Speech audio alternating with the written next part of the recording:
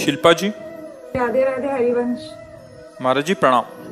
महाराज जी, जब आपका व्यवहार सबके साथ अच्छा हो, आप सबसे प्रेम से बात करते हो, परंतु कुछ समय ऐसी स्थिति होती है कि आपको कड़ा बोलना ही पड़ता है, परंतु बुरा नहीं चाहते किसी का। जिनको कड़ा बोलते हैं तो वो व्यक्ति को खराब लगता है और फिर वो मन में गलानी नहीं, होती है। आप अधिकार के अनुसार कड़ा बोला जाता है। जैसे गुरु पद पे हैं तो शिष्यों के दोष दर्शन करके उनको निर्दोष बनाने के लिए उन पर कड़ी वाणी का प्रयोग और कड़े दंड का प्रयोग किया जाता है, उनके मंगल के लिए, या माता पिता अपने बच्चों के लिए, या मित्र अपने मित्र के लिए।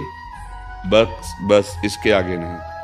अधिकार के अनुसार क्या, ऐसा थोड़ी आप जगत गुरु पद पे थोड़ी कि आप सबको डांट सकते हैं या आप सबको कड़वा बोल सकते हैं, क्योंकि आप अपनी बात में स्थिर होइए कि आप सबसे प्रेम से व्यवहार करते हैं, आप अच्छी बात करते हैं, तो आप में अभिमान है क्या अच्छाई का? अगर है तो सबसे बड़ी बुराई तो हमारे अंदर बैठी हुई है, हमें उसे निकालना चाहिए।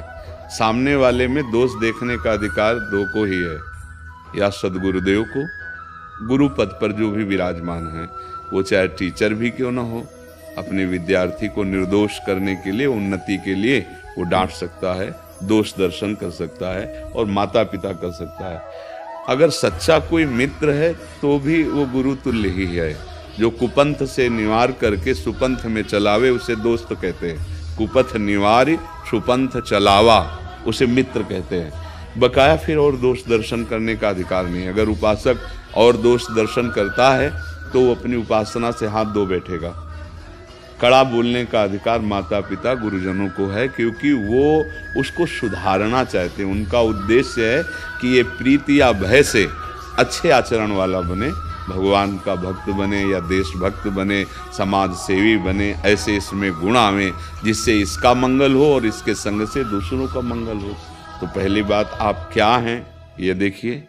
दूसरी बात, आप में इतनी सामर्थ्य है। तीसरी बात, अगर सामर्थ्य है तो फिर बुरा नहीं माना जाता। जैसे हम किसी को समझा रहे और वो हमारी अवहेलना करके चल दे, गाली दे दे, तो हमें मुस्कुरा देना है, क्योंकि हम अपनी बात कह रहे हैं, सत्य बात कह रहे हैं। अब आप नहीं मान रहे हैं, ये आपका स्वभाव है, आपका प्रभाव। अगर हमारे को बुरा लगता है तो पहले हमें सुधरने की जरूरत है, दूसरे के सुधारने की योग्यता भी हमें नहीं है। जब हम अपनी बात को रखें और सामने वाला तिरस्कार कर दे हमारी बात को और हमें बुरा ना लगे, तब हम बात रखने लायक हुए हैं। ये सब बातें विचार कर लेनी चाहिए। किसका प्रश्न है? हाँ, आप देख लो बच्चा, आपको जैसा इस विषय पर अनुभव हो वैसा कीजिए। बकाया शास्त्रीय आज्ञा है, या यदि आप माता पिता हैं, यदि आप गुरु हैं, या आप सच्चे मित्र हैं, तो आप हित की बात कह सकते हैं। वैसे हित का सिद्धांत है मृदु, सत्यम वद मृदु वद। सत्य बोलो और मीठा बोलो। वचन में क्या कंजूसी है? क्यों कड़ुआ बोल करके ही समझाया जा सकता है क्या?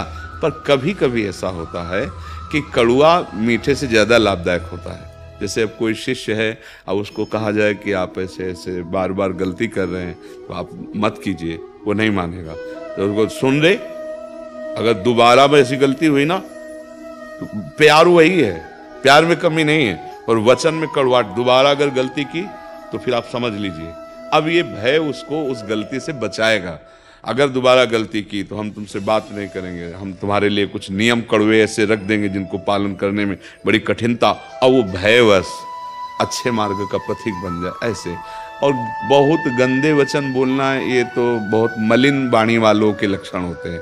जैसे गालियां देना, ऐसे गंदे वचन उच्चारण करना, ऐसे परुख कठोर वचन बोलना कि हृदय को छलनी कर दें, ये सब तमोगुणी पुरुष के, मलिन पुरुष के।